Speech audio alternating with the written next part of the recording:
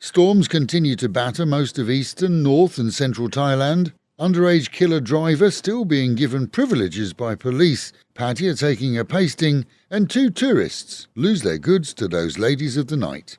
This is the local and national news from Fabulous 103 FM, and it would be fabulous if you subscribed. It's easy. Click the subscribe button, and at the same time, click the like button too. Thailand's Department of Disaster Prevention and Mitigation has acknowledged that 16 provinces are badly affected by flooding, which began as part of the NORU storm entering via Cambodia from Vietnam, but then on Sunday and yesterday, Monday, saw further storm fronts blanket the east, north and central areas of Thailand. This time including the capital and for the first time Pattaya city too.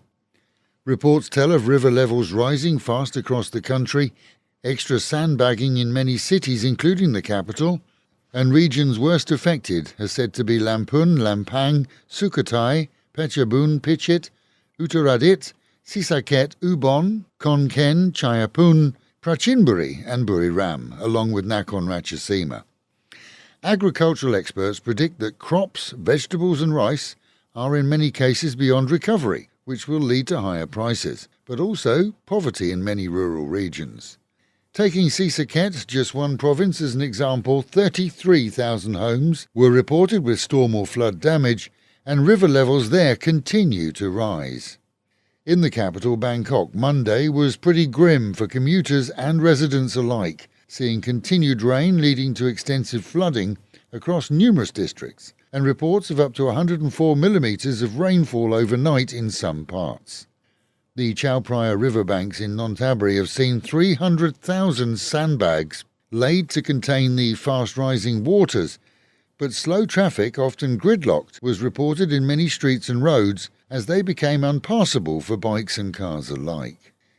In Ayutthaya, the governor has requested that the sluice gates that can drain the ever-rising Chao Phraya river be opened there to divert at least some parts of the waters to floodplains, which would, in turn, go some way to alleviating the stress caused to some reported 27,000 homesteads in that region alone said to be currently flooded. Chiang Mai has seen the worst of flooding in recent memory there, where despite riverbanks being boosted with sandbags, floodings occurred when water rose from the sewers, as flooding elsewhere put pressure on them, seeing thousands of homes inundated with less than pleasant water. In other news, those apps for COVID, Thai Channel and the like, well, you can safely delete as they're no longer needed or supported. Your data? Well, the state says that all data you entered into those programs, which showed your vaccination status and more, will duly be deleted and not used for other projects or sold on. A 1.5 million baht gold shop robbery in the northeast of Thailand has been quickly solved. This as local cops recognised the villain as one of their own. The man had robbed the shop in a Lotus shopping mall and threatened staff with a handgun. He now claims that he's in debt and had rows with his wife that caused him stress. And investigators into the mowing down of a student in Nakhon Ratchasima by a 15-year-old boy driving with his pals in a BMW, despite being underage, no licence and jumping a red light, have, according to the Thai media, coordinated with the family of the 15-year-old to make an appointment for questioning. But the family said that the young driver was still taking the tests. But nevertheless, the Thai reports go on to say that the police will interview the lad within a week or so, and still no name released of the obviously well-heeled family to which the 15-year-old is obviously entitled. Only after a couple went to the media did a bank agree to discuss compensation after they and their agents seized the wrong house, clearing it of its contents, much of which was destroyed, changing the locks, chaining the gate and putting up a for sale sign. Only problem was that the bankers got the wrong address. The real owners want 2 million baht to refurbish and compensate them. The bank said a big no, but now has agreed to meet and discuss after pressure. Meanwhile at home and in our own region, after a week of the city and local areas not seeing storms, as other areas were deluged, it was finally the turn of Fun City to take a pasting on Monday. Black clouds approached from the direction of Rayong, encircling the area completely, before closing in, and by 11 in the morning, the monsoon rains began.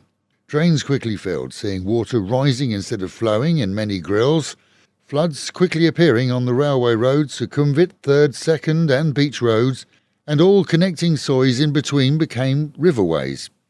Rural routes too were flooded, seeing Hua Yai and areas reporting many roads as unpassable.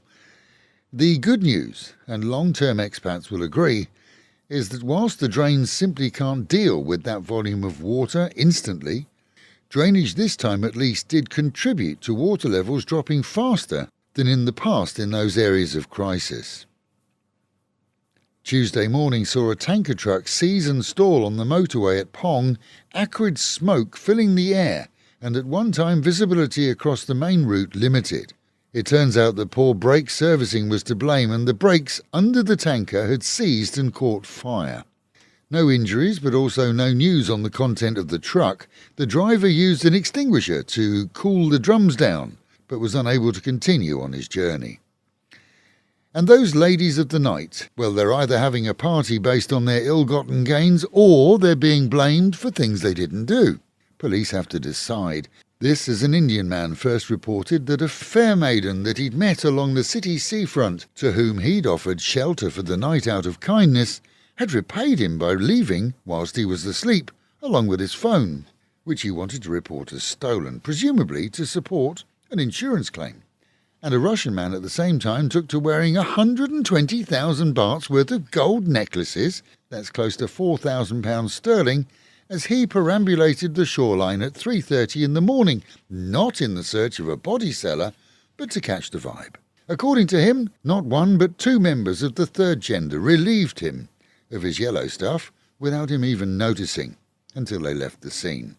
And with the reminder that many roads are still slick with runoffs and sand from recent storms, so do take extra care. And the Met Office promising continued chances of more storms, highs today of 28 dropping down to 23. Local and national news today from Fabulous 103 FM and Fabulous Pattaya Media Group. And to get a notification every time we release another bulletin or programme, like and subscribe to our channel, Fabulous Pattaya Media Group, by using the link below.